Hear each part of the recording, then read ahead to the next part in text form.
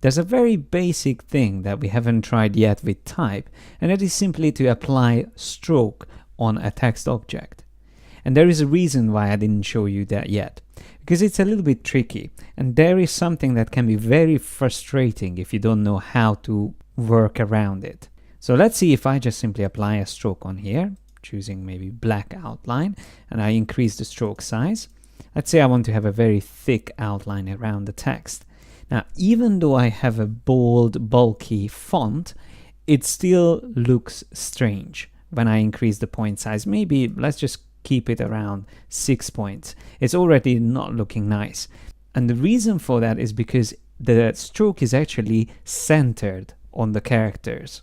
So the black outline is seeping into the actual font itself, and that is messing up the original outlines of each of these characters. So it's making it harder to read, but also in general it doesn't really look good.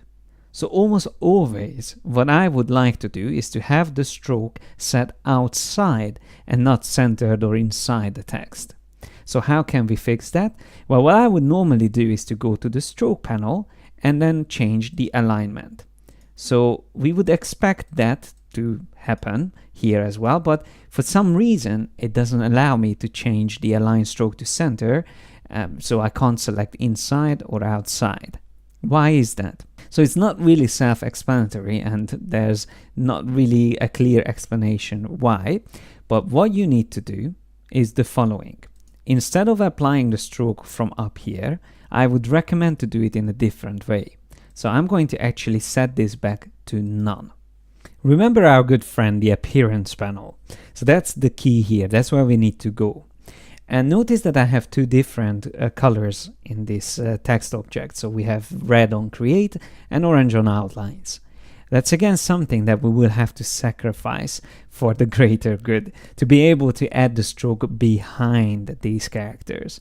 So what you need is to go to the appearance panel and first click on add new fill. Notice that if I click on add new stroke, nothing happens. But when I click on add new fill, it's going to add a fill. Now we can change this maybe to red. And then here we have the stroke option, which I can change to black. And of course we can increase the size like before, maybe set to 6 points. Now so far we haven't actually achieved anything better. We even lost the original orange color, but because this is the key moment here, once you have the stroke applied, you can select that stroke attribute and drag it underneath the characters. Once you let go, you will see what happened is that now we only see the outline or stroke behind the fill. So if I increase the size, it will never mess up the original outline of the text, so the characteristics of the font will never change. And the good thing is that we can actually add multiple strokes. So once we have one, we can add another one again. And I'm just going to change its color to orange maybe, and drag it again underneath the characters. And there I am going to increase again the black, just so now we will have both black and orange. Or maybe we can have it the other way around, just to have a bit more contrast. So I will have the black one maybe set to 20 points, and then the orange will be even behind all of these, and I will set that to 40 points. And you could keep adding strokes and outlines around your text without ever having to worry about overlapping and distorting the outlines by having the stroke set to center or inside. So essentially what happens here is that the fill of these characters will always be on top of the stroke attributes. So that is definitely a very useful feature, and because we are working with the appearance panel, we can always delete or just hide certain strokes or attributes that we don't need anymore. But here comes the other important feature, and that's actually the main reason I wanted to talk about outlines. Because there is actually a feature from the type menu called Create Outlines. You might even want to learn the shortcut, that's Command-Shift or Control-Shift-O. And by clicking on that, what will happen is that you essentially expand this text object, which means that it won't be editable anymore. So this is actually one of those rare features that will make you lose the editability of text. So why would we ever want to do that? Well, the advantage in doing this would be that now I can access each anchor point individually.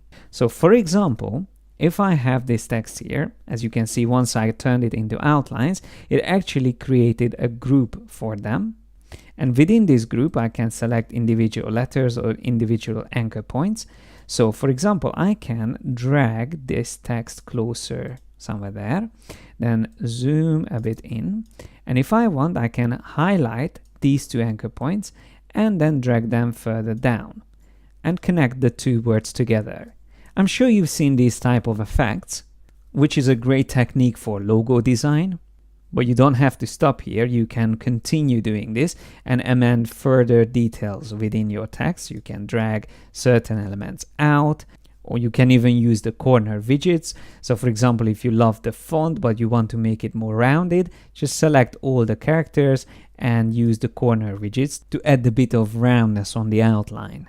And don't forget, it's all about combination of tools after a certain point. So once you get familiar with Illustrator, that's what you really need to do and explore ways that you can combine the things that we talked about.